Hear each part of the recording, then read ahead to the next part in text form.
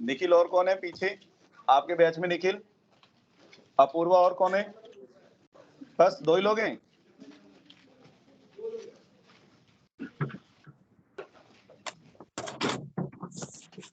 सब लोग म्यूट करें अपनी तरफ से। अभी आया। मैंने ऐसे खोल दिया था, मैंने कागज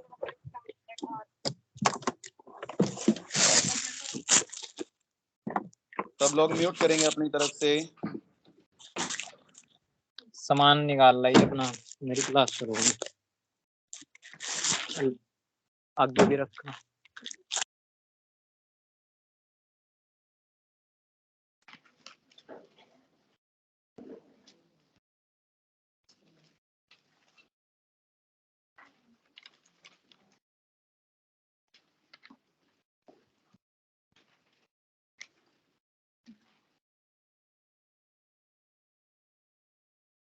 कुछ लोग ऐसे भी होंगे जो यहाँ बैठे भी होंगे और ऑनलाइन ऐड भी होंगे, ऐसे भी हैं कुछ।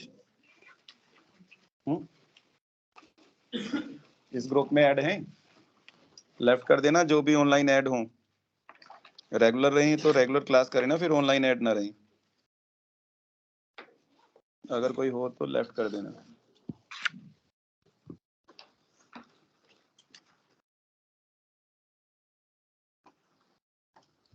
कितने लोगों ने पहले कर रखा है यहाँ जो बच्चे बैठे हैं रेगुलर आयुर्वेद इतिहास, पहले पढ़ रखा हो? हाँ, जैसे भी ऑनलाइन ऑफलाइन कैसे भी। 1 2 3 4 5 6 7 8, बस। बाकी लोगों ने नहीं कर रखा है बिल्कुल। अच्छा, फिर तो बड़ा सही शुरू किया आयुर्वेद इतिहास है, बहुतों का नहीं हो रखा है। चलो सही है। आयुर्वेद इतिहास तो फर्स्ट ईयर से पढ़ते आ रहे हो आप लोग, है ना? तो मुझे लग रहा है सबको सब याद ही होगा, मुझे तो जस्ट आपको थोड़ा सा बताना ही है, बाकी तो आप खुद ही सुना दोगे सारा, है ना? ऐसा मुझे लगता है। सही लगता है? नहीं? क्यों? सभी लोग जितने भी न्यू स्टूडेंट होंगे या जो भी लोग हैं सभी सेपरेट नोट्स बनाएं। आयुर्वेद इतिहास केवल हम रिटर्न पार्ट करेंगे, बुक वुक से हमें कुछ पढ़ना नहीं होता है। लिखवाएंगे आपको जितना भी पार्ट होगा आयुर्वेद इतिहास का, और इसके अलावा पारिक से थोड़ा बहुत पार्ट होता है जो हम मार्क करते हैं ना। पारिक वाली गाइड सबने ले ही रखी होगी, तो उससे थोड़ा सा मैटर मार्क करेंगे, बाकी सब आपको रिटर्न नोट्स में कवर करते हैं।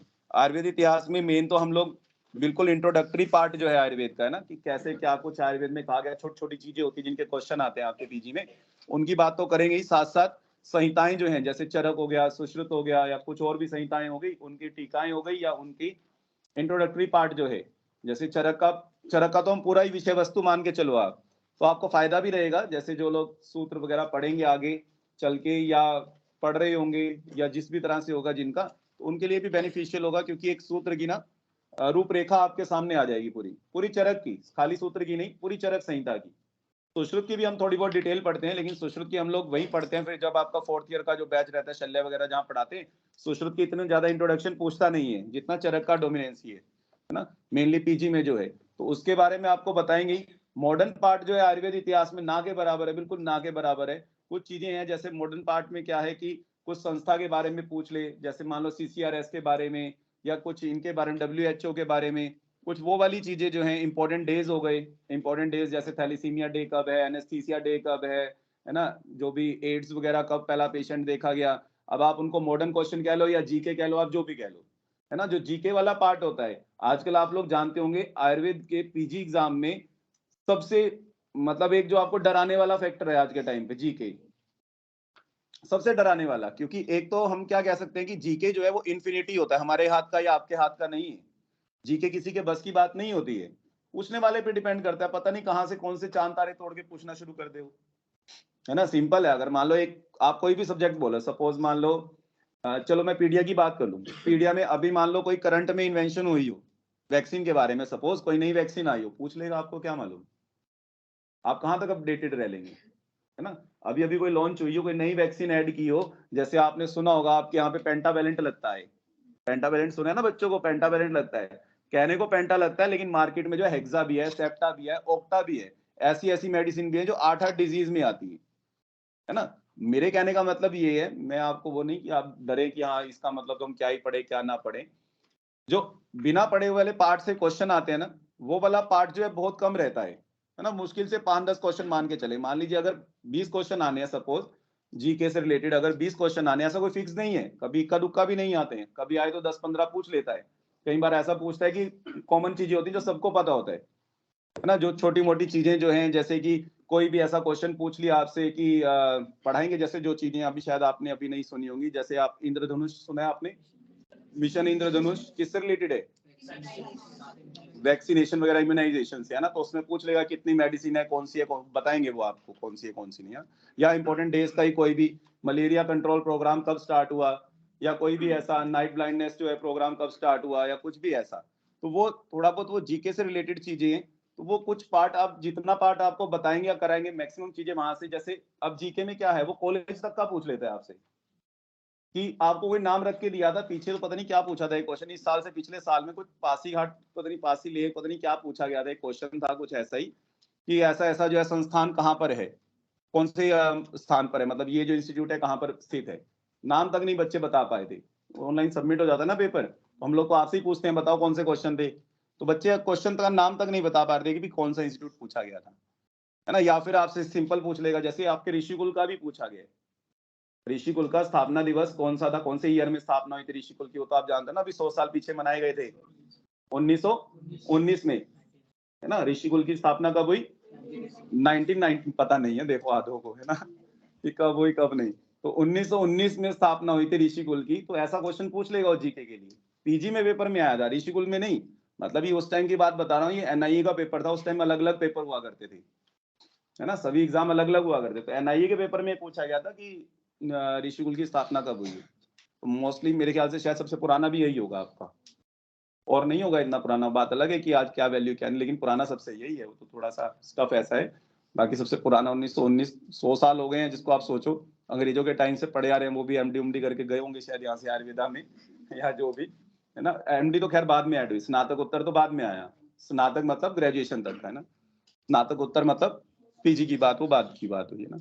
मतलब थोड़ा सा आपको इंट्रोडक्टरी पार्ट में भी जीके की देने की कोशिश करेंगे, थोड़ा सा आपको संहिताओं के बारे में जानना है, हर एक संहिता के बारे में, उससे फायदा ये हो जाता है आयुर्वेद इतिहास पढ़ने में, जब भी जिस चीज को आप सब्जेक्ट को पढ़ने जाएंगे ना, शारंगर भेषज या कुछ भी कोई भी सब्जेक्ट पढ़ने जाएंगे, बेसिक आपको पता होगा कि ये सब्जेक्ट क्या है। वाग्भट पढ़ रहे हैं सपोज आप, है ना, आपको पता होगा कि वाग्भट जो है आयुर्वेद में 4 वाग्भट होते हैं, या कितने वाग्भट हैं, वाग्भट के पिता का नाम क्या, सिंह गुप्त कहा गया है, रस रतन समुच्चय आप लोग नहीं जानते कि रस वाग्भट ने लिखा है ना। ऐसी ऐसी छोटी छोटी चीजें होती हैं या जो भी है ना, तो वो छोटी छोटी चीजें आपको थोड़ी क्लियर होती हैं, कुछ भी जो भी आयुर्वेद से रिलेटेड। तो थोड़ा सा आप लोगों को नोट्स जो है जगह छोड़ छोड़ के बनाएं, क्योंकि आपको पता है ना, ये वो वाला पार्ट है जहाँ पे और कुछ चीजें ऐड ऑन भी होती रहेंगी, है ना। कुछ चीजें आपको क्वेश्चन बैंक में नहीं मिलेंगी, कहीं और पारिक में मिलेंगी, तो आपको अपने से ऐड ऑन भी करनी है। तो जो आप वो घीचा पीछी वाले नोट्स बनाते हो ना, वैसा नहीं, आप स्पेशियस बनाएं, है ना। एक टॉपिक खत्म होगा और कहीं मान लो सपोज मैं कह रहा हूँ कि आज हम चरक की टीकाओं की बात करें, तो चरक की टीकाएं खत्म होंगी, तो आप 2-4 लाइनें वहां स्पेस कुछ छोड़ दें, कल को कुछ और चीजें भी ऐड करनी होंगी। आयुर्वेद इतिहास में चीजें आपको एड ऑन मिलेंगी। अभी जिन्होंने पिछली बार अगर किया होगा, कभी आयुर्वेद इतिहास अटेंड किया होगा, वो इस बार देख लेना, ना एड ऑन हो तो फिर कहना, अब उन्होंने जैसे नोट्स बनाए होंगे नहीं छोड़ा होगा स्पेस, तो आज उनको भी खिचड़ी तो पकाएंगे ऊपर नीचे फिर वो, है ना। तो मैं तो बार बार बोलता हूँ ऊपर स्पेस छोड़ें, हर उसके बाद 2-4 पन्ने जरूर छोड़ दें, है ना, चीजें और खुद से भी आप ऐड ऑन करेंगे आगे चल के। आप ये एक ऐसा पार्ट है जो आप बढ़ाएंगे बढ़ाएंगे खुद से भी, खुद से आपको नई चीजें मिलेंगी पढ़ते पढ़ते कि हमें ये भी यहाँ पर लिखना चाहिए आयुर्वेद इतिहास में, है ना। तो आज बात करते हैं थोड़ा सा, फर्स्ट पॉइंट से आप लिखना शुरू करेंगे। इंट्रोडक्टिव पार्ट में फर्स्ट पॉइंट लिखेंगे आप, लिखो आयुर्वेद के आद्य या प्रथम उपदेष्टा, आयुर्वेद के आद्य या प्रथम उपदेष्टा, आयुर्वेद के आद्य या प्रथम उपदेष्टा, एरो डाल के लिखना ब्रह्मा। ब्रह्मा। सेकंड पॉइंट लिखना, लिखो god of Ayurveda. Second point लिखना god of Ayurveda. God of Ayurveda में एरो डाल के लिखना धन्वंतरी। गॉड ऑफ आयुर्वेदा किसको कहा गया? धन्वंतरी को। यहीं पर नोट डाल के एक लाइन लिखना, लिखो भगवान धन्वंतरी को, नोट डाल के लिखना भगवान धन्वंतरी को दीर्घ तपा,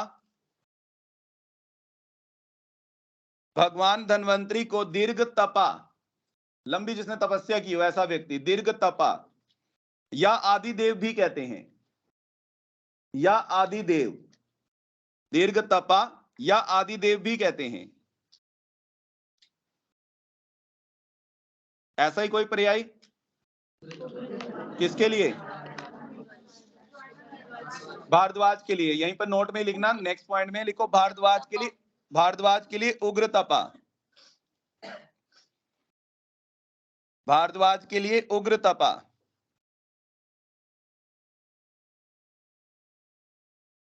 नेक्स्ट पॉइंट लिखना, नोट से अलग। नेक्स्ट पॉइंट लिखो भगवान धन्वंतरी के हाथों में,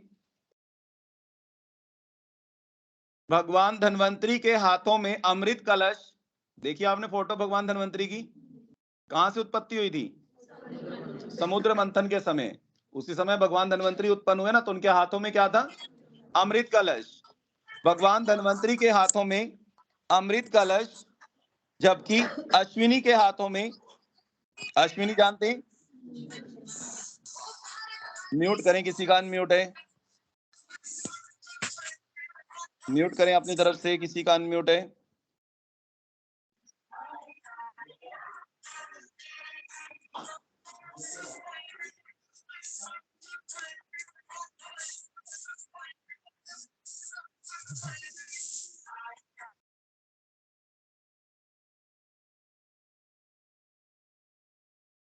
ठीक है, क्या लिख रहे थे आप लोग? अश्विनी के हाथों में मधु कलश, अश्विनी के हाथों में मधु कलश। वहीं पे लिखना आप अश्विनी कितने थे? 2। वहीं लिखना, नोट डाल के लिखो अश्विनी द्वय, अश्विनी द्वय देवानाम भीषजो, एरो डाल के लिखना देवानाम भीषजो। तो उन्हें ही क्या कहा गया? देवताओं के चिकित्सक। भीषज मतलब चिकित्सक, तो देवानाम भीषजो। अश्विनी द्वय में लिखना वहीं पैरो डाल के, 2 कौन से होंगे अश्विनी द्वय में? नासत्य और दस्त्र। न आगा डंडा, आधा स आधा त य, नासत्य लिख पाएंगे ना? न आगा डंडा, आधा स आधा त य, नासत्य। और दूसरे दस्त्र, द आधा स त्र, या फिर हम स के पैर में र भी डाल देते हैं, दोनों तरह से लिखा मिलता है आपको। दस्त्र लिख लो या दस्त्र लिख लो, एक ही बात है। नासत्य और दस्त्र। फिर यहीं पर पीजी में क्वेश्चन पूछा गया है, एक संहिता आई थी नासत्य संहिता, नासत्य के द्वारा लिखी गई थी, तो इनकी अपनी संहिता थी, कौन सी? नासत्य संहिता। क्वेश्चन ये पूछा गया था कि नासत्य संहिता जो है किस विषय से संबंधित है? तो नासत्य संहिता एरो डाल के लिखना रस शास्त्र, नासत्य संहिता रस शास्त्र से संबंधित, नासत्य संहिता रस शास्त्र से संबंधित। नेक्स्ट पॉइंट लिखना, फिर लिखो प्रथम वैद्य। नेक्स्ट पॉइंट लिखना प्रथम वैद्य। तो प्रथम वैद्य कौन है? भगवान रुद्र। प्रथम वैद्य जो है भगवान रुद्र। नेक्स्ट पॉइंट लिखना first lady physician, first lady physician, first lady physician किसको कहा गया? एरो डाल के ना सरस्वती। फर्स्ट लेडी फिजिशियन जो है सरस्वती के लिए कहा गया है। नेक्स्ट एक पॉइंट लिखना, लिखो आयुर्वेद अमृता नाम, आयुर्वेद अमृता नाम।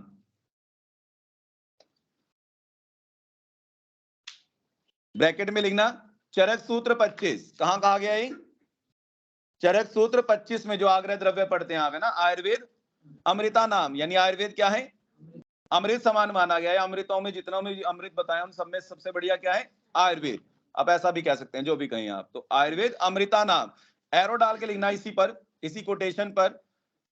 देखो इस पर टीकाकार चक्रपाणी ने काल लिख लेना ब्रैकेट में 11वीं सदी। ये जो कोटेशन थी चरक की, आयुर्वेद अमृता नाम, इसी पर टीकाकार चक्रपाणी ने, ब्रैकेट में लिख लेना 11वीं सदी, चक्रपाणी ने टीका करते हुए क्या कहा है, एरो डाल के लिखना। लिखो अमृता नाम इति, अमृता नाम इति जीवन प्रदान हेतुना नाम, अमृता नाम इति जीवन प्रदान हेतुना नाम, अमृता नाम इति जीवन प्रदान हेतुना नाम। क्यों अमृत कहा गया है? क्योंकि जीवन प्रदान करने वाले कारणों में श्रेष्ठ है ना। हेतुना नाम मतलब कारणों में श्रेष्ठ। कौन? आयुर्वेद, इसलिए उसे अमृत कहा गया। तो चक्रपाणी ने और ज्यादा क्लियर कर दिया जो चरक ने कहा था कि आयुर्वेद अमृता नाम। उन्होंने कहा क्यों अमृत कहा गया इसको, क्योंकि ये भी क्या है, जीवन देने वाला है ना, जीवन प्रदान करने वाले कारणों में श्रेष्ठ है आयुर्वेद जो है। तो इसलिए उसको क्या कहा गया, लाइन रख के पूछेगा कि किसने टीका की, तो किसने की? चक्रपाणी ने। इस पर टीका करते हुए कहा जो आयुर्वेद अमृता नाम जो चरक ने कहा था। नेक्स्ट पॉइंट लिखना, फिर लिखो आयु। नेक्स्ट पॉइंट लिखना आयु, क्योंकि आयुर्वेद जो है वो आयुर्वेद शब्द क्यों पढ़ा? आयु प्लस वेद। अगर र तो हम हटा देते हैं ना, जब र का लोप हो जाता है, जब विसर्ग आती है ना, आयु पे आप विसर्ग डालेंगे, प्लस कहेंगे आप वेद। संधि पढ़ाएंगे आपको जो संस्कृत पढ़ाएंगे, है ना, तो वो विसर्गों का लोप हो जाएगा वहां पे, तो र आ जाएगा जब आप इकट्ठा कर देंगे, तो क्या बन जाएगा? आयुर्वेद, है ना। तो यानी वेद मतलब, वेद का मतलब क्या होता है? ज्ञान। जो हमारे वेद भी हैं, जैसे 4 आप वेद भी पढ़ते हो, वो क्या करते हैं? हमें ज्ञान ही तो दे रहे हैं ना वेद। जो अथर्ववेद हो गया, सामवेद हो गया, यजुर्वेद हो गया, कृष्ण वेद हो गया, जो भी हैं उन्हीं के जो टाइप है यजुर्वेद के, कृष्ण और शुक्ल वगैरह। तो ये जो है ये सभी क्या है? हमें ज्ञान ही तो दे रहे हैं ना वेद। तो वेद का मतलब ही क्या होता है? ज्ञान। तो किसका ज्ञान? आयु का। तो आयु का ज्ञान जिसमें, वो क्या कहलाएगा? आयुर्वेद, है ना। तो उसीलिए हम पहले बात करें, हम आयु की बात करेंगे, तो आयु के बारे में लिखना आप, आयु पे एरो डाल के लिखना। लिखो शरीर इंद्रिय सत्व आत्मा के संयोग को आयु कहते हैं। शरीर इंद्रिय सत्व आत्मा के संयोग को आयु। नेक्स्ट पॉइंट लिखना, लिखो आयु 4 प्रकार की। आयु जो है 4 प्रकार की। कौन सी 4 प्रकार के? लिखो हितायु, अहितायु, हित अहित सुख दुख, हितायु अहितायु सुख आयु और दुख आयु, ऐसी 4 प्रकार की। नेक्स्ट पॉइंट लिखना फिर। अच्छा, ये जो 4 प्रकार है आयु के, कहां बताए हैं? सूत्र 1 में। यहीं पे लिख लेना, चरक सूत्र 1 में, ब्रैकेट में लिख लेना। आयु के 4 टाइप जो है कहां बताए? चरक सूत्र 1 में। लेकिन इनके लक्षण कहां वर्णित है? सूत्र 30 में। यहीं पर लिखना 4 प्रकार की आयु के लक्षणों का वर्णन। जो 4 प्रकार की आयु बताई गई है, उनके लक्षणों का वर्णन जो है वो सूत्र 30 में है।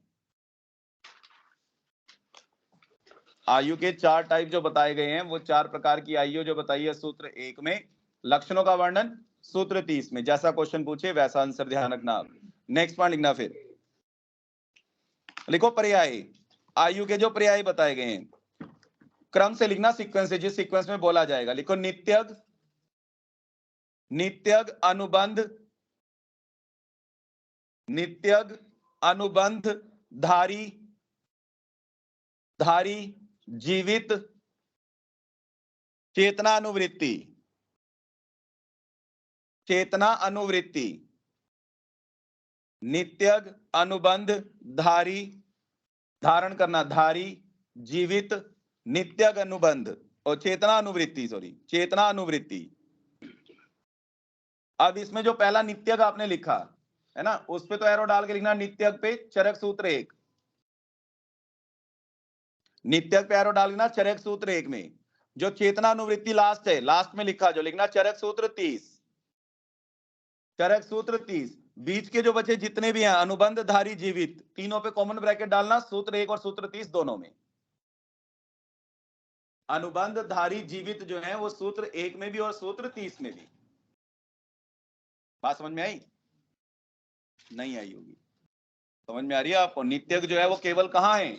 सूत्र 1 में। चेतना अनुवृत्ति केवल सूत्र 30 में। बाकी तीनों जो है कॉमन है, दोनों जगह बताए गए हैं, है ना। तो ऐसे आप याद रख सकते हैं, या फिर सिंपल हम याद रखते हैं कि जो 4 पर्याय बताए दोनों जगह 4-4 पर्याय बताए आयु के, बस फर्क क्या है, चरक सूत्र 1 में नित्यक और उसके स्थान पर सूत्र 30 में चेतना की अनुवृत्ति, आप ऐसे कह लो चलाएंगे, जैसे भी आपको कहनी हो, जैसे भी आपको समझ में आ रहा हो। नेक्स्ट में लिखना फिर आप, ये तो बात कर रहे थे हम आयु की, यहीं पर लिखना मृत्यु, आयु के साथ ही लिखना मृत्यु।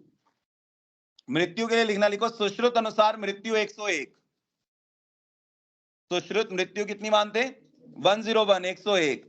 ब्रैकेट में लिखना एक काल मृत्यु, एक काल मृत्यु शेष आगंतुज, एक काल मृत्यु शेष आगंतुज। नेक्स्ट पर लिखना आयुर्वेद पर्याय, नेक्स्ट पर लिखना आयुर्वेद के पर्याय।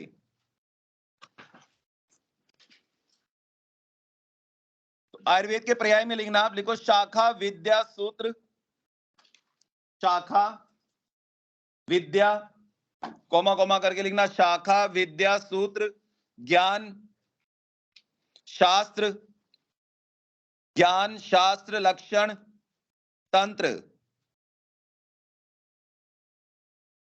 ज्ञान शास्त्र लक्षण और तंत्र, ये सब क्या है, आयुर्वेद के पर्याय हैं। तो लक्षण इसमें से पूछा गया है, लक्षण जो है वो रूप का भी पर्याय होता है, लिंग या रूप जो पढ़ते हो आप, निदान पूर्व रूप, रूप उपशय संप्राप्ति वगैरह पढ़ते हो ना, उसमें रूप के लिए भी आता है लक्षण जो है, और मेड्र के लिए भी आप लिंग या लक्षण पढ़ते हो, मेड्र के लिए भी, तो उसके लिए भी लिंग शब्द पढ़ते हो आप, लक्षण या लिंग, तो इसलिए वहां उसके संदर्भ में भी आप पढ़ते हो। तो यहाँ मेन याद रखना किसके लिए, आयुर्वेद के लिए, जो नहीं पता होता है कहीं पर, है ना, आयुर्वेद के लिए क्या पर्याय है, लक्षण।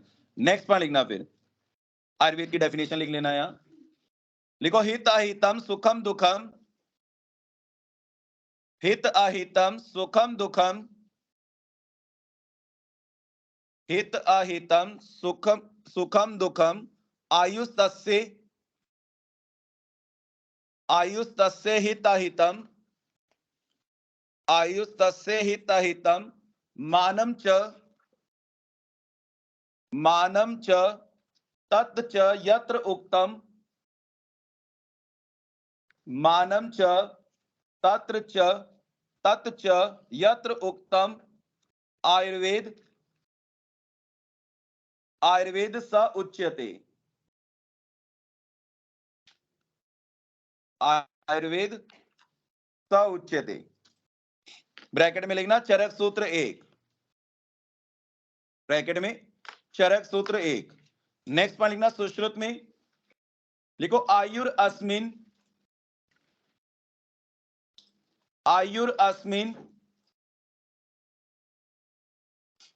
विद्यते अनेन वा, आयुर अस्मिन विद्यते अनेन वा, आयुर्विन्दति आयुर्विन्दति इत्यायुर्वेदः।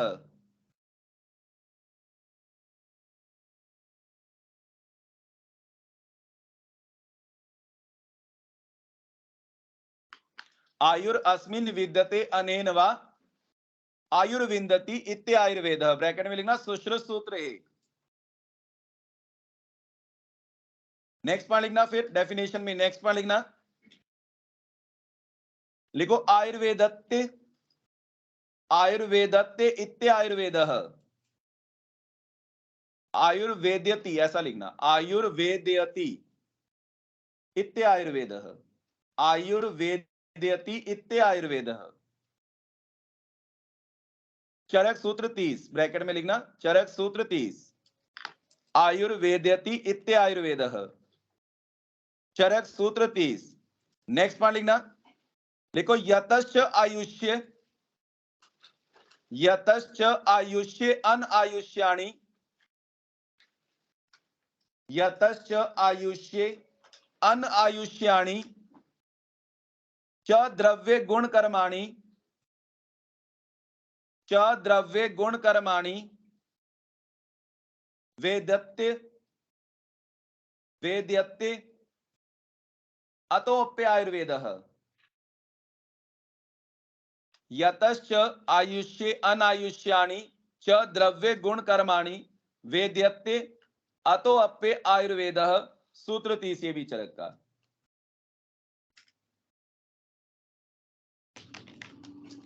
तो ये आयुर्वेद की डेफिनेशन दी गई है। दो डेफिनेशन आप सूत्र 30 में देख रहे हो। छोटी सी डेफिनेशन दी आयुर्वेदत्य, यानी आयुर्वेद का वही ज्ञान हो रहा है जहां पर वो आयुर्वेद है, या फिर जहां पर आयुष्य अनायुष्य द्रव्य गुण कर्म, तो द्रव्य गुण कर्मों का जो आयु को बढ़ाने वाले आयु को घटाने वाले उनका ज्ञान जहां बताया गया, उनके बारे में जहां बताया गया वो भी आयुर्वेद है सूत्र 30 में। और सुश्रुत में आपने लिखा आयुरस्मिन विद्यते अनेन व आयुर्विन्दति, तो जहां पे आयुर की विन्दति मतलब आयुर का ही ज्ञान किया जाए वो भी क्या है, आयुर्वेद है। तो ये डेफिनेशन दी गई है आयुर्वेद के बारे में। नेक्स्ट पॉइंट लिखना, फिर लिखो वेद। नेक्स्ट हेडिंग डालना वेद। वेद में लिखना 4, तो 4 वेद बताए गए हैं। कौन से? ऋग्वेद, यजुर्वेद, ऋग्वेद, यजुर्वेद, सामवेद, अथर्ववेद। ऋग्वेद, यजुर्वेद, सामवेद, अथर्ववेद। नेक्स्ट पॉइंट लिखना, लिखो ऋग्वेद। नेक्स्ट पॉइंट लिखना ऋग्वेद। ऋग्वेद में लिखना, लिखो ऋग्वेद को चांद वेद भी कहते हैं। चांद, चंद्रमा वाला, ऋग्वेद के लिए ही चांद वेद,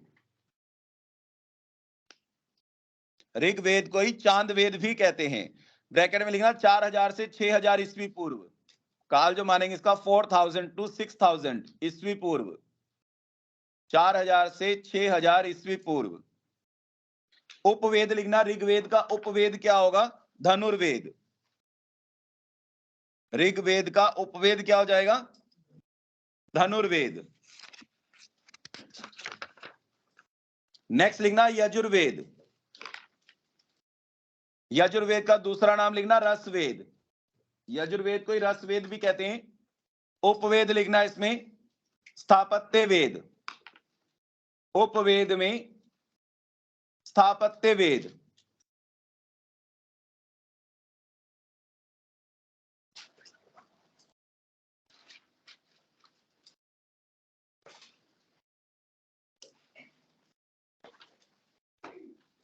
नेक्स्ट थर्ड लिखना फिर सामवेद। सामवेद को ही वित्तान वेद। सामवेद, सामवेद को ही क्या कहेंगे? वित्तान वेद। यजुर्वेद का उपवेद लिख लिया ना, स्थापत्य वेद। नेक्स्ट पर लिखना सामवेद या वित्तान वेद, उसमें लिखना उपवेद गंधर्व वेद। उपवेद क्या हो जाएगा उसका? गंधर्व वेद। नेक्स्ट लिखना फोर्थ अथर्व वेद। फोर्थ जो है अथर्व वेद। अथर्व वेद को ऑब्लिक करके लिखना ब्रह्म वेद। इसी को ही और क्या कहते हैं? ब्रह्म वेद।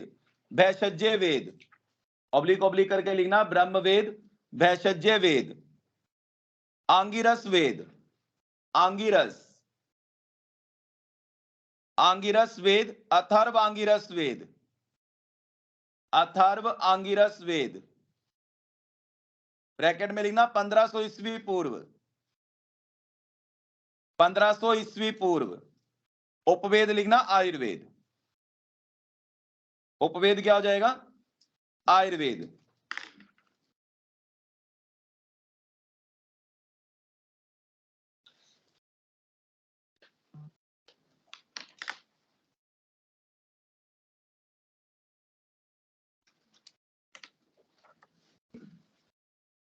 ठीक है, तो इन सब ने जो है 4 वेद हो गए, सभी के आपने नाम पढ़े हैं किसको क्या कहा गया है, और इन्हीं के उपवेद हैं चारों के, सभी के अपने अपने। अथर्ववेद का तो सभी को पता ही होता है, बाकी आप जैसे भी याद रखो, रट्टा मारो जैसे भी। जैसे ऋग्वेद है RD याद रख लेते हैं, ऋग्वेद R से ऋग्वेद, D से धनुर्वेद, है ना। US याद रख लेते हैं, U से यजुर्वेद, S से स्थापत्य वेद, है ना। फिर उसके बाद सामवेद के लिए गंधर्ववेद बचा, और बाकी आप जानते हो लास्ट वाला सबको यहाँ पता ही होता है। आयुर्वेद इसका उपवेद हो गया अथर्ववेद का।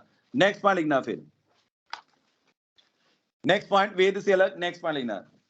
देखो काश्यप ने आयुर्वेद को पंचम वेद माना है, जबकि वेद कितने होते हैं? मेनली 4। तो काश्यप ने क्या कह दिया है? 5वां वेद भी है। कौन सा? आयुर्वेद। तो आपसे सीधा ही पूछेगा पंचम वेद किसने माना है, तो किसने माना है? काश्यप ने। किसको? आयुर्वेद को। नेक्स्ट पॉइंट लिखना फिर यही, लिखो भास्कर संप्रदाय। जैसे आप कहते हो ना आत्रेय संप्रदाय, धन्वंतरी संप्रदाय, ऐसी एक और संप्रदाय होता है, कौन सा? भास्कर संप्रदाय। आप लोग इसके बारे में नहीं जानते होंगे, नहीं पढ़ा होगा, कारण क्योंकि ये पुराणों में मेंशन है। जो भास्कर संप्रदाय है वो कहाँ वर्णित है? पुराणों में, है ना। संहिताओं में तो केवल आपके दो ही संप्रदाय चलते हैं, कौन से? आत्रेय और धन्वंतरी संप्रदाय। दो ही संप्रदाय पढ़ते हो ना मेनली, आत्रेय संप्रदाय और धन्वंतरी संप्रदाय। भास्कर संप्रदाय का वर्णन किसमें मिलता है आपको? पुराणों में। पुराणों में भी ब्रैकेट में लिखना ब्रह्म वैवर्त पुराण। कौन से पुराण में? ब्रह्मा जैसे लिखते हो, ब्रह्म वैवर्त पुराण। आगे लिखना इसी संप्रदाय में लिखो, भास्कर संप्रदाय के अनुसार प्रजापति ने, प्रजापति कौन? ना ये वो प्रजापति नहीं, आप दक्ष समझते हो क्या इसको? ये प्रजापति काश्यप है। काश्यप में भी दो मत चलते हैं, काश्यप, प्रजापति, काश्यप। नहीं, कभी नहीं सुने आप लोग आज तक? दक्ष प्रजापति समझ रहे थे इसको। यहाँ दक्ष दुक्ष नहीं है भाई, ये प्रजापति काश्यप की बात हो रही है भास्कर संप्रदाय में। करेक्शन करते रहा करो जिन्होंने पहले पढ़ा है, ना पता हो, है ना। आप कभी काश्यप संहिता खोल के देखना, अभी आप लोगों ने नहीं पढ़ी होगी, नहीं देखी होगी काश्यप। उस जैसे आपने वो पढ़ा है, अगर आपको मैं बताता हूँ एग्जाम्पल एक और, आपने वो पढ़ा है वाद का विशेष स्थान काश्यप के अनुसार, आपको ओब्लिक करके लिखवाया होगा हमेशा। आपने रक्तज गुल्म की चिकित्सा पढ़ी काश्यप में, याद है? दो दो कंसेप्ट पढ़ते हो ना, समझ रहे हो क्या कहना चाह रहा हूं मैं? वो काश्यप प्रजापति काश्यप के मत है ना। एक जगह काश्यप ने कहा, एक जगह प्रजापति ने कहा है। 10 और 12 पढ़ते हो ना, रक्तज गुल्म की चिकित्सा, 10 मास भी और 12 मास भी, दोनों मत काश्यप के। बोला नहीं आपको कि दोनों मत काश्यप के हैं? और या फिर आप वाद का विशेष स्थान कहते हो कि पक्वाश्य भी और अस्थि मज्जा भी। पढ़ना आप कभी काश्यप संहिता, जब कभी आपका नंबर लगे तो आप देखना, उसमें जो है उनके अपने अलग अलग मत हैं। जैसे आप कह देते हो ना कि चरक में ये कहा है और आत्रेय का ये मत है, एंड में आत्रेय ने सबका वो संकलन करके कहा कि नहीं ऐसा नहीं, ये हो जाएगा। रस जो है 6 ही होते हैं। सपोज मान लो संभाषा परिषद चल रही है, सभी ने अलग अलग रस बताए, एंड में आत्रेय क्या कह देते हैं कि रस जो है 6 ही होते हैं। तो सेम वही प्रजापति काश्यप भी एंड में जाके फिर ये बोल देते हैं कि नहीं, चिकित्सा जो है इस मास पे करें, या मेन स्थान जो है ये है। तो वहां पर कई मत ऐसे ही मिलते हैं आपको काश्यप संहिता में भी, है ना। आयुर्वेद है, बिना कंफ्यूजन के कैसे कोई संहिता हो सकती है ना। हर एक संहिता में कुछ ना कुछ तो कंफ्यूजन होगी। आपको तो शारंगधर की भी नहीं पता होंगी, आपने शारंगधर भी कभी नहीं पढ़ा होगा। शारंगधर की भी आप कंफ्यूजन पढ़ेंगे ना, पागल हो जाएंगे। शारंगधर कोई एक व्यक्ति नहीं थे, शारंगधर भी बहुत थे, कभी बताते नहीं आप लोगों को, कारण क्योंकि आप लोगों का काम नहीं है अभी, है ना, जरूरत नहीं है, फालतू के चक्रों में नहीं डालना है ना। गार्बेज नहीं इकट्ठा करना है दिमाग में, कूड़ा इकट्ठा ही कर लोगे तो बहुत सारी चीजें ऐसे तो बताने की पता नहीं कितनी चीजें हैं, वो जाननी होंगी। तो आप अपने सामर्थ्य अनुसार पढ़ना कभी संहिताएं डिटेल उठा के, तो आपको समझ में आएगा कि कौन सी चीजें क्या है। जैसे कुछ लोग अभी कहते हैं कि हाँ 12वीं सदी है, काल ये है, 13वीं नहीं होना चाहिए। वो 13वीं नहीं होना चाहिए, 13वीं है, चला आ रहा है सब कुछ, लेकिन 12वीं सदी भी सही नहीं है।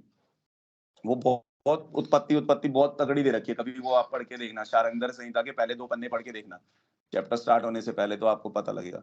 कारण क्या है, मैंने आपको कई बार बताया, अपने आयुर्वेद में किसी भी चीज के बारे में हम थोड़ा सा स्थापित ज्ञान ना दे पाने का कारण ठोक बजा के नहीं पूछ सकते हाँ ऐसा मैं कह रहा हूं ना।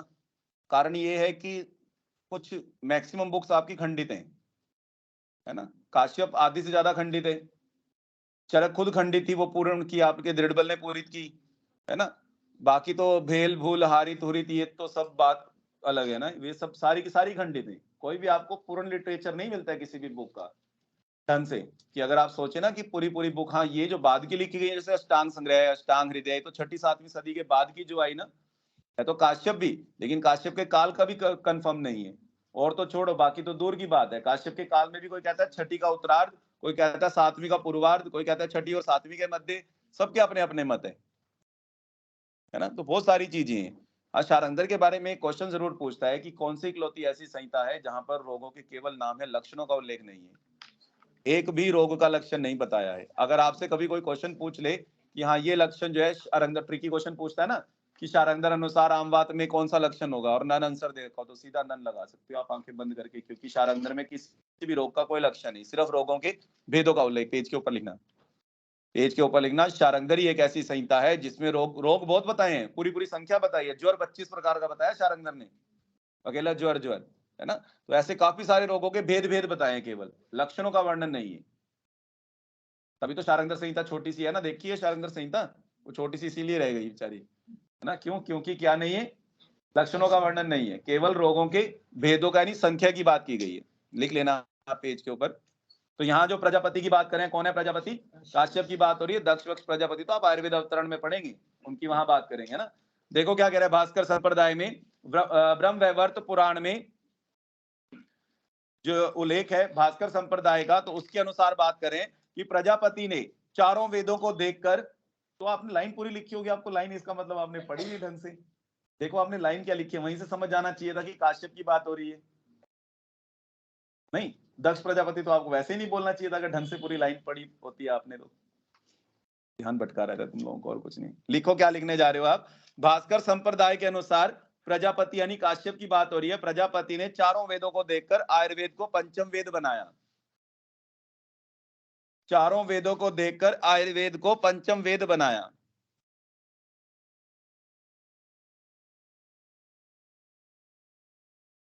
चारों वेदों को देखकर आयुर्वेद को पंचम वेद बनाया और उसे भास्कर को दिया। और उसे भास्कर को दिया। भास्कर ने अपनी स्वतंत्र संहिता भास्कर संहिता का निर्माण किया। भास्कर ने अपनी स्वतंत्र संहिता भास्कर संहिता का निर्माण किया।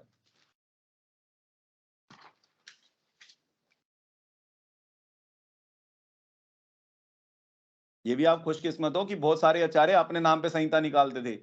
कुछ दीपिका टीका वगैरह छोड़ दो आप, है ना।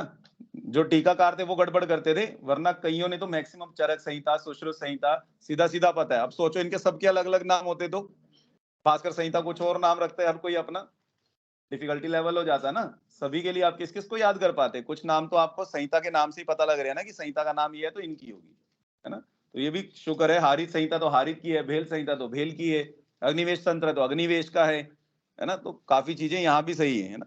नेक्स्ट पॉइंट लिखना फिर आगे कंटिन्यूएशन में। तो भास्कर संहिता ने अपनी स्वतंत्र संहिता यानी भास्कर संहिता का निर्माण किया और आयुर्वेद का ज्ञान अपने 16 शिष्यों को दिया। तो भास्कर के कितने शिष्य हुए? 16। और आयुर्वेद का ज्ञान अपने 16 शिष्यों को दिया, जिन्होंने पुनः अपनी संहिताएं बनाई। सभी ने आगे अपनी अपनी बुक छाप दी।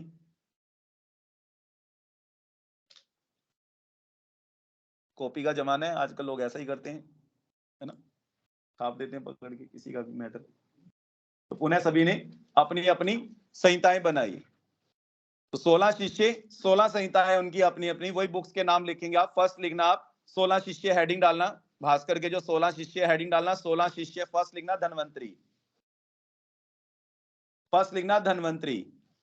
एरो डालना बुक का नाम चिकित्सा तत्व विज्ञान।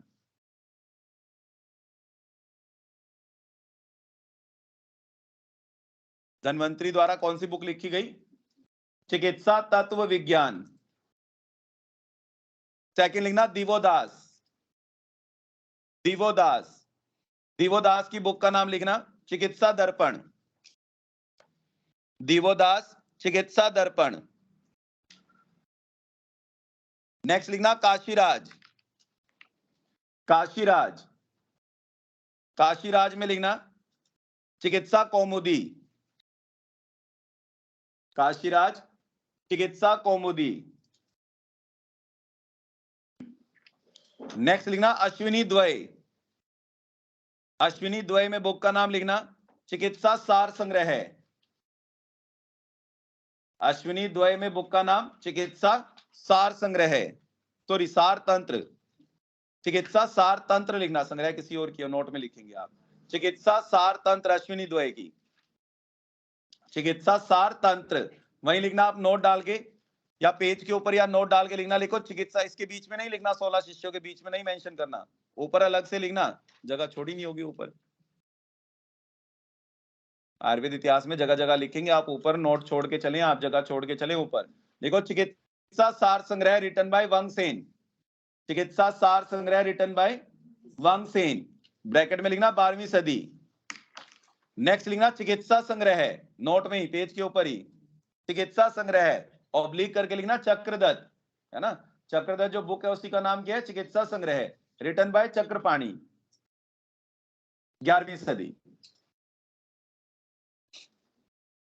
और यहां अश्विनी द्वय की क्या लिखी थी आपने?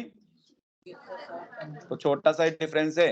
अश्विनी द्वय ने क्या कौन सी बुक लिखी? चिकित्सा सार तंत्र। और वंगसेन की कौन सी है? चिकित्सा सार संग्रह। और दूसरा जो है खाली चिकित्सा संग्रह पूछे तो चक्रपाणी की, जो चक्रदत्त जिसको आप कह देते हो, वही बुक है ना। नेक्स्ट पॉइंट लिखना फिर शिष्यों में ही, नेक्स्ट शिष्य लिखना फिर 16 शिष्य जहां लिख रहे थे, नेक्स्ट लिखना आप नकुल, नेक्स्ट शिष्य का नाम लिखना नकुल। नकुल की बुक का नाम लिखना वैद्यक सर्वस्व,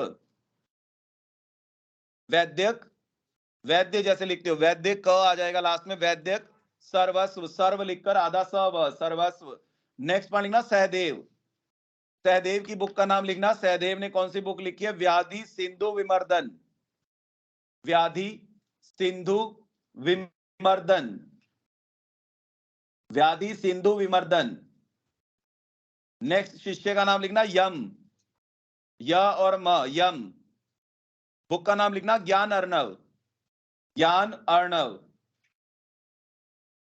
यम शिष्य का नाम हो जाएगा, बुक का नाम है ज्ञान अर्णव। नेक्स्ट शिष्य लिखना च्यवन, च्यवन प्रास जैसे लिखते हो आप, आधा च य व न, च्यवन, च्यवन ऋषि या च्यवन जो शिष्य थे उनके, इन्होंने बुक का नाम लिखना, इनकी बुक का नाम एरो डाल के जीवादान, जीवादान। नेक्स्ट लिखना शिष्य का नाम जनक, नेक्स्ट लिखना जनक, जनक की बुक का नाम लिखना वैद्यक संदेह भंजन, वैद्य संदेह भंजन, वैद्य संदेह भंजन। नेक्स्ट आचार्य का नाम, नेक्स्ट शिष्य का नाम लिखना, लिखो बुद्ध, या उसी को चंद्रसूत भी कहा गया, ओब्लिक करके लिखना बुद्ध या चंद्रसूत, चंद्रसूत। एरो डाल के लिखना इनकी बुक का नाम सर्वसार, सर्वसार। नेक्स्ट लिखना, नेक्स्ट शिष्य का नाम जाजल मुनि, जाजल जैसे जांगल लिखते हो, ज आकर अंडा जल, जाजल मुनि। जाजल मुनि में लिखना बुक का नाम वेदांग सार, वेद अंग, वेदांग सार, जाजल मुनि वेदांग सार। नेक्स्ट लिखना जाबाल, नेक्स्ट शिष्य का नाम ज आकर अंडा ब आकर अंडा ल, जाबाल।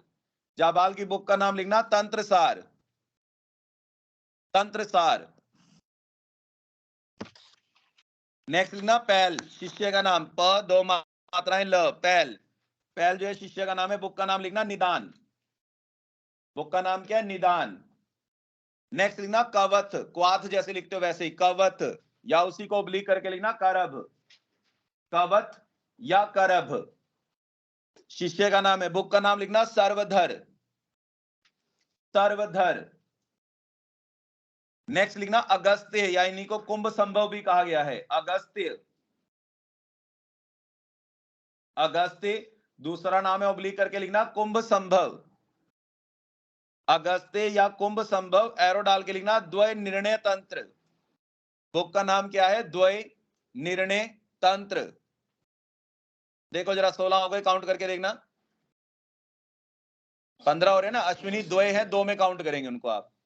अश्विनी द्वय की बुक लिखी थी ना आपने, चिकित्सा सार तंत्र, तो अश्विनी 16 शिष्यों में अश्विनी द्वय को 2 में काउंट करेंगे।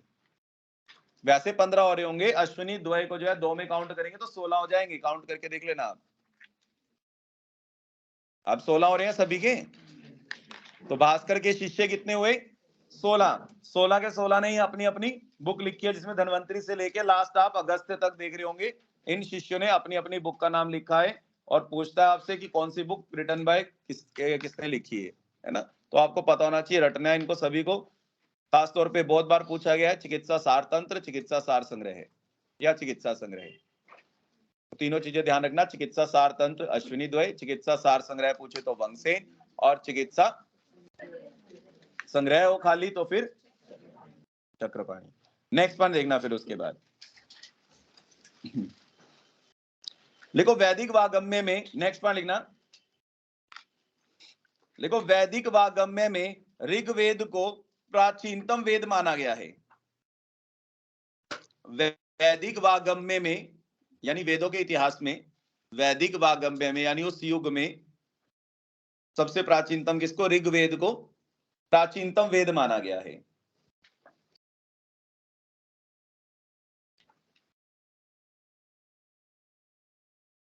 नेक्स्ट पॉइंट लिखना वैदिक वागम्य के 4 खंड,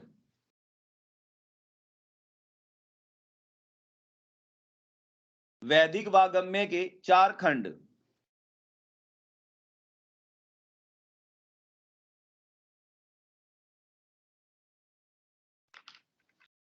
तो वैदिक वागम्य के 4 खंड कौन से हैं? लिखो संहिता, ब्राह्मण, उपनिषद, वेदांग।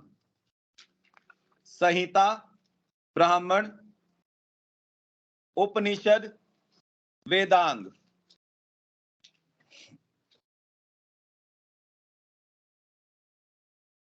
संहिता, ब्राह्मण, उपनिषद और वेदांग, ये 4 पार्ट होते थे उस समय वैदिक वागम्य में। मतलब आपको जो भी वेदों का इतिहास, वेदों के बारे में जो भी नॉलेज है, वो आपको कहां से मिलती थी? इन चारों से। किस किस से? संहिता से, ब्राह्मण से। ब्राह्मण मतलब ब्राह्मण पंडित नहीं, ब्राह्मण या बुक्स के लिए कहा गया है। जैसे संहिता हो गई कोई बुक, जैसे आप कह रहे थे ना कि ये तो संहिता है, ये स्मृति है। बुक के लिए स्मृति शब्द आता है ना, सुना है कभी? पारस्कर स्मृति, है ना, ऐसा पढ़ते हो ना, है ना। मनुस्मृति सबसे कॉमन एग्जांपल, मनुस्मृति पढ़ते हो ना, तो स्मृति किस लिए? बुक के लिए ना, बुक के रेफरेंस में, किताब के लिए आप पढ़ते हो स्मृति शब्द जो है। तो ऐसी संहिता, ब्राह्मण, उपनिषद और वेदांत, ये सब 4 चीजें थी जिनके थ्रू हमें क्या मिलती थी? नॉलेज मिलती थी वैदिक वागम्य में। ये उसके 4 खंड थे वैदिक वागम्य के। ठीक है, नेक्स्ट पॉइंट लिखना आप, जहां वेदांग लिखा आपने उसके ब्रैकेट में आरण्यक लिख लोगे। आरण्यक, आरण्य शब्द का मतलब होता है जंगल। तो आरण्यक कहा गया वेदांग को। आरण्यक क्यों कहा गया है? आरण्यक शब्द क्यों दिया गया? जंगल से संबंधित होने के कारण। मतलब जो भी ऋषि महर्षि जो थे उस टाइम विचरण करते रहते थे जंगलों वगैरह में, तो तभी वो कुछ ना कुछ ज्ञान अर्जित करके वो लिखते रहते थे अपने उसमें। तो इसलिए वेदांग को क्या नाम दिया गया? आरण्यक। वो तो नहीं पूछेगा क्यों, पर इतना जरूर पूछेगा क्या है वो, आपके समझने के लिए क्यों आरण्यक कहा गया। तो ध्यान रखें, जंगलों से संबंधित होने के कारण इसको क्या कहा है? आरण्यक। नेक्स्ट पॉइंट लिखना, फिर उसके बाद लिखो मंत्रों के समूह को संहिता कहते हैं। मंत्रों के समूह को एरो डाल के लिखना, संहिता कहते हैं।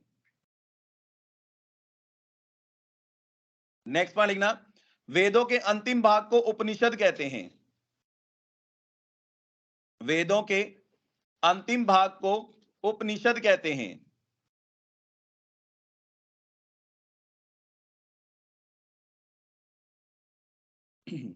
नेक्स्ट पॉइंट लिखना, कुल उपनिषद की संख्या 108, 108। टोटल उपनिषद जो है, कुल उपनिषद कितने? 108। यहीं पर लिखना, नोट डाल के लिखो, चरक में 108 प्रकार की वेदनाओं का उल्लेख। चरक में 108 प्रकार की वेदनाओं का उल्लेख।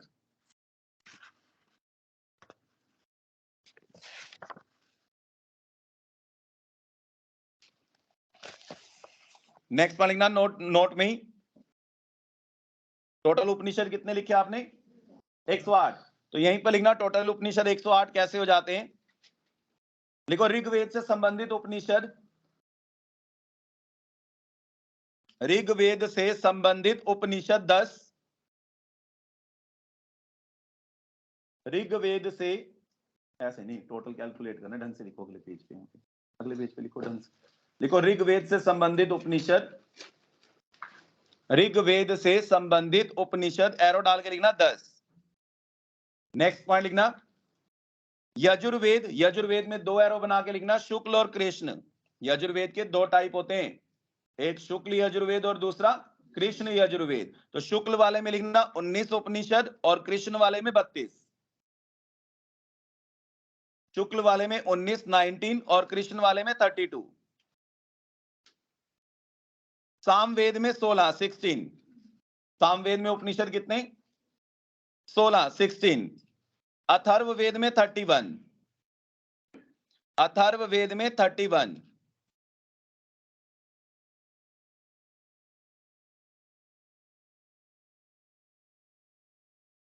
तो 10 हो गए ऋग्वेद से, 19 और 32 आपके शुक्ल और कृष्ण यजुर्वेद से, 19 और 32, है ना। तो यानी 51 तो यही हो गया आपके, सीधा सीधा 32 और 19 कितने हो गए? 51 हो गए ना। तो सीधा सीधा आपके 51 तो यजुर्वेद से हो गए। तो 51 और 10 61 हो गई। 61 और 16 और 31 आप अलग से देख रहे हो, तो 47 वो हो जाएंगे, है ना। तो टोटल करेंगे आप तो कितना हो जाएगा? 108। टोटल कर लें आप, टोटल करके देखो 108 आ रहा है या नहीं आ रहा है? सभी का 108 टोटल आ रहा है। 10, 19, 32, 16, 31 को टोटल करके देखो जरा 108 आता है या नहीं।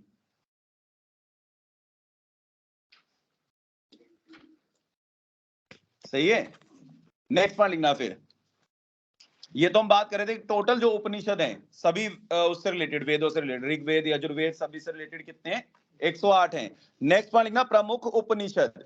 इनमें कुछ मेन जो उपनिषद हैं वो कितने हैं? प्रमुख उपनिषद एरो डाल के लिखना 11, 11 प्रमुख उपनिषद कितने हैं? 11, 11। नेक्स्ट पॉइंट लिखना वेदांग 6। वेदांग जिन्हें आप आरण्यक भी कह रहे थे, वेदांग कितने होते हैं? 6। 6 कौन से होते हैं? ब्रैकेट में लिखना, वहीं पर लिखो ज्योतिष, कोमा कोमा करके लिखना ज्योतिष, निरुक्त, निरुक्त, निरुक्ति जैसे लिखते हो वैसे, निरुक्त, छंद, छंद, शिक्षा, शिक्षा, कल्प, कल्प, व्याकरण, व्याकरण। देखो 6 हो गए, ज्योतिष, निरुक्त, छंद, शिक्षा, कल्प, व्याकरण। एक निमोनिक याद रखते हैं हम, छोटा सा पहला शब्द उठा के, जयोनिच शिकवा, पहला शब्द उठा लेना है, जयोनिच शिकवा। जयो से मतलब ज्योतिष, नी से निरुक्त, छ से छंद, जयोनिच शिकवा, शिक्षा, कल्प, व्याकरण, शिकवा, है ना। तो ये वर्ड एज इट इज याद रखना है निमोनिक के तौर पे, ऐसे तो याद रहेंगे नहीं है कौन से 6 हैं। वेदांग याद ही नहीं आएंगे, एक बार रट्टा मार भी लोगे तो भूल जाओगे। शब्द पकड़ लोगे अगर, जयोनिच शिकवा 2-4 बार बोलोगे तो याद हो जाएगा। जयोनिच शिकवा, ज्योतिष, निरुक्त, छंद, शिक्षा, कल्प, व्याकरण, ये क्या है? वेदांग 6। ठीक है, वेदांग कितने? 6। नेक्स्ट पॉइंट लिखना, नोट डाल के यहीं पर, नोट डाल के लिखना, लिखो अर्जुन और अमृत कलश। प्लांट के नाम है अर्जुन, अमृत कलश और पुष्कर गुगुल। अर्जुन, अमृत कलश और पुष्कर गुगुल।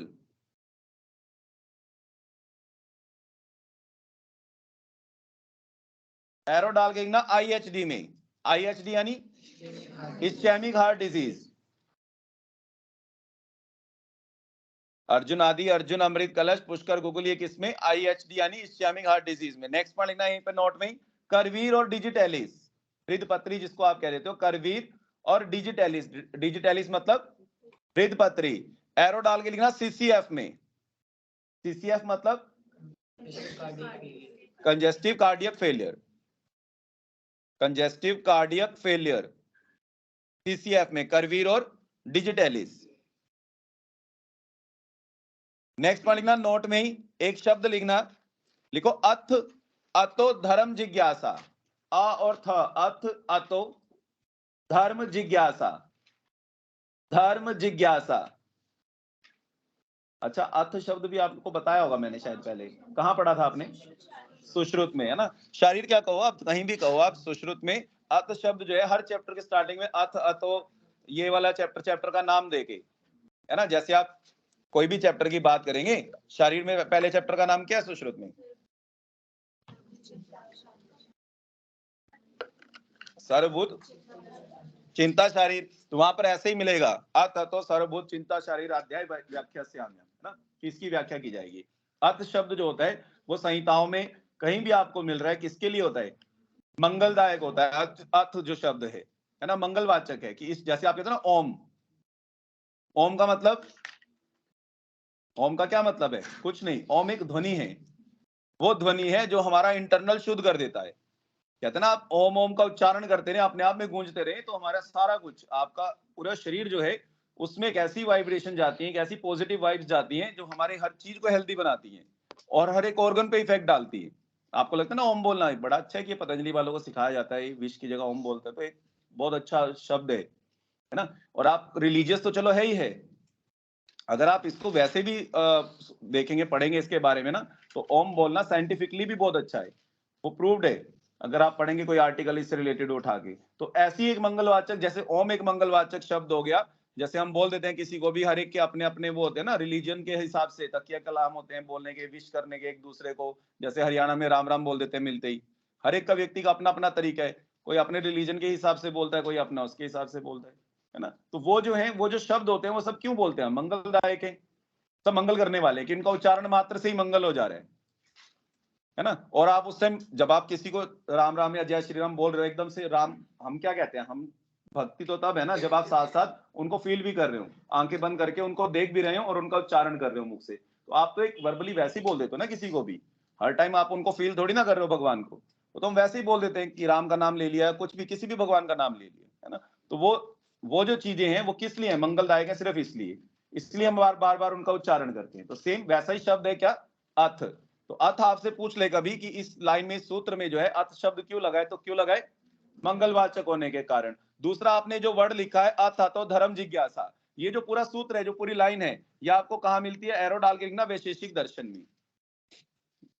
ये जो पूरा शब्द है अथ शब्द तो आपको संहिता में मिलता है, सुश्रुत वगैरह में, है ना, अथ शब्द मंगलदायक होने के कारण। लेकिन ये जो पूरा सूत्र है अथ तो धर्म जिज्ञासा वैशेषिक दर्शन, इसी सूत्र से प्रारंभ होता है।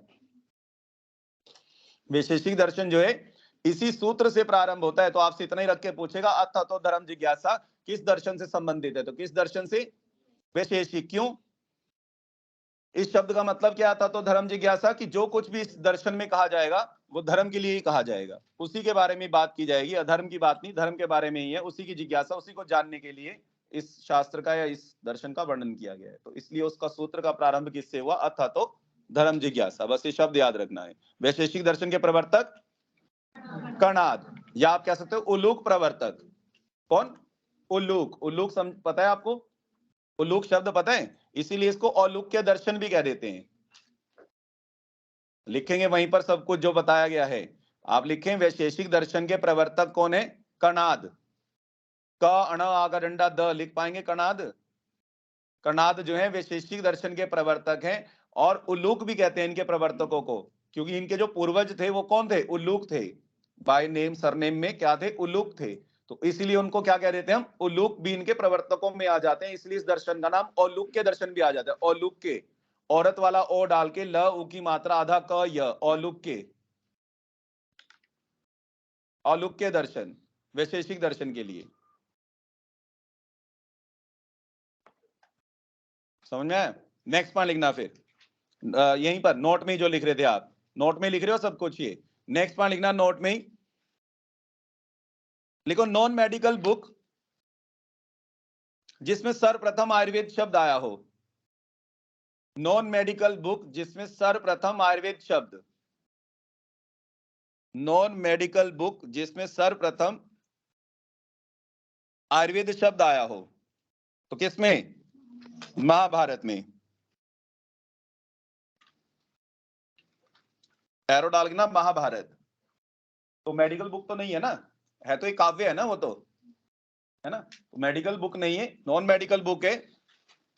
तो उसमें जो है, उससे पहले की मेडिकल बुक तो होंगी, लेकिन नॉन मेडिकल की बात हो रही है यहाँ पर। तो नॉन मेडिकल बुक्स में महाभारत में सर्वप्रथम आयुर्वेद शब्द का आपको वर्णन मिला।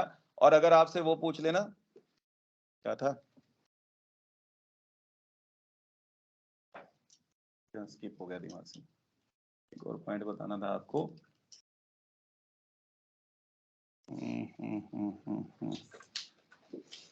इसको क्या कहते हैं, बॉडी प्रिजर्वेशन को आयुर्वेद में क्या कहते हैं, हाँ, शवछेदन। शवछेदन आप कहते हो कि जैसे आप कहते हो कि प्रिजर्व करके रखना, या कुछ भी ऐसा, डाइसेक्शन वगैरह के लिए, डाइसेक्शन के लिए हम प्रिजर्व करते हैं ना, तो आपने सुश्रुत में पढ़ा होगा शवछेदन वगैरह, चरक में तो वर्णित नहीं है ना। तो सुश्रुत में प्रिजर्व कहाँ करके रखते हैं, जैसे आप तो फॉर्मेलिन में करते हो, मॉडर्न में तो आपने देखा होगा ना, फॉर्मेलिन सॉल्यूशन वगैरह में करते हो। आयुर्वेद में कहाँ करते हैं, नदी में। वो दोनों अलग चारों के मत है, किसने कहा बहने वाली नदी और किसने कहा ना बहने वाली नदी, है ना। अंधेरे में उसको ऐसी जगह पे रखना जहां अंधेरा सा हो, आपने ऐसी जगह पे उसको प्रिजर्व रखने को कहा गया है। अगर हम प्रिजर्वेशन की बात करें ना, कि शव का प्रिजर्वेशन जो है सर्वप्रथम कहां पर, किस बुक में, रामायण में सर्वप्रथम किन के लिए, दशरथ जी के लिए, है ना, उनको प्रिजर्व करके रखा गया था। तैल में, तैल द्रोणी में, तैल वगैरह में उस समय सिद्ध करके, जो भी ऋषि महर्षि ने जो भी था, तो उसमें सिद्ध करके रखा गया था। अगर आपसे पूछ लिया जाए तो आप अपने हिसाब से लिख लेना, शव जो है प्रिजर्वेशन, जो भी आप कहेंगे, संरक्षण लिख लो, चाहे शव का संरक्षण जो है वो जो सर्वप्रथम रामायण में। नेक्स्ट में लिखना नोट में ही लिखो भुज स्तंभ रोग। भुज स्तंभ मतलब भुज मतलब बाजुएं क्या हो गई, स्तंभित हो गई। तो सर्वप्रथम किसको हुआ? इंद्र को। क्यों हुआ? वज्र धारण करते थे ना हाथ में, वो भारी वज्र जो था, तो वो धारण करने के कारण युद्ध में युद्ध करते करते उनको क्या हो गया था? भुज स्तंभ हो गया था। तो इंद्र को सर्वप्रथम भुज स्तंभ रोग, बस इतना ही पूछता है आयुर्वेद में क्वेश्चन आपसे सीधा, भुज स्तंभ रोग सर्वप्रथम इंद्र को। ये हमें क्यों पढ़ना पड़ता है? भुज स्तंभ वगैरह हुआ होगा देवी देवता, हमें क्या लेने देना? क्योंकि इनकी चिकित्साएं जो है अपने आयुर्वेद के अनुसार हुई है। वेदों में सब वर्णन मिलता है कि अश्विनों ने इनकी चिकित्साएं की है। देवताओं के चिकित्सक कौन थे? अश्विनी थे। तो फिर हमारा आयुर्वेद आ जाता है वहां पर, इसलिए हमें यह पढ़ना पड़ता है। आप ये ना समझे कि रिलीजियस पढ़ाया जा रहा है आपको यहाँ, है ना? ये हमें रिलीजियस से कुछ लेना देना नहीं है। हमें तो आयुर्वेद में जो कुछ है, जहां कुछ वेदों की बात हो रही होगी, वो सब आपका आयुर्वेद इतिहास में आ जाता है। फिर तो हमें वो सब पढ़ना पड़ता है, इसलिए क्वेश्चन पूछे जाते हैं ऐसा। फिर नेक्स्ट पॉइंट लिखना है यहीं पर, देखो ऊर्ध्व गुद रोग। ऊर्ध्व गुद रोग सर्वप्रथम सम्राट अशोक को। ऊर्ध्व गुद रोग सर्वप्रथम किसको हुआ? सम्राट अशोक को। और दूसरा क्वेश्चन पूछता है कि ऊर्ध्व गुद रोग कहां का रोग है? मुखगत है। नाम ऊर्ध्व गुद है लेकिन है कहां का? मुखगत रोग है। बस ऐसा आपको याद रखना है, मुखगत रोग है ऊर्ध्व गुद जो है, क्योंकि इसमें जो है गुदा ब्लॉक्ड होकर क्या हो जाएगी? उदावत टाइप हो जाएगा, सब कुछ जो है ऊपर मुख से प्रवृत्ति होगी मल वगैरह की, तो मुखगत रोग होगा। इसीलिए नाम क्या हो गया? ऊर्ध्व गुद। गुद कहां हो गया? ऊपर की तरफ, जब मल जो है ऊपर मुख से निकल रहा है। और किसको हुआ? सम्राट अशोक को। नाम सम्राट अशोक, रोग कैसा हुआ? ऊर्ध्व गुद, है ना? तो ध्यान रखें आप। नेक्स्ट हेडिंग डालना फिर वेदों में आयुर्वेद। नेक्स्ट हेडिंग डालना वेदों में आयुर्वेद, और फर्स्ट वेद लिखना आप ऋग्वेद। फर्स्ट वेद लिखना आप ऋग्वेद। इसकी बात हम लोग फिर कल करेंगे कि किस किस वेद में आयुर्वेद के बारे में क्या क्या कहा गया है, क्या कुछ वर्णन है। कल आप ये 16 शिष्य और उनकी बुक एकदम टिप्स पे होनी चाहिए बिल्कुल, क्योंकि आगे बहुत सारी बुक्स हैं जो याद करनी है। कभी लग रहा हो अभी तो आपकी ये सिर्फ 16 हैं, है ना? वैसी बहुत सारी हैं और एक दो आनी है। अब ये नहीं सोचना कि इतनी सारी हैं एक दो ही आएंगी, ऐसे तो सभी चीजों में है। आग्रह द्रव्य कितने पढ़ते हो? पता नहीं एक आएगा भी कि नहीं, है ना? और वो भी चरक का भी पढ़ते हैं, वाग्भट के भी पढ़ते हो आग्रह द्रव्य, 152 चरक के पढ़ते हो, उनके भी पढ़ते हो, 55 अप्रोक्स उनके भी पढ़ते हो, सबके है मतलब कहने का। फिर भी पता नहीं एक आएगा कि नहीं। प्लांट्स कितने हैं?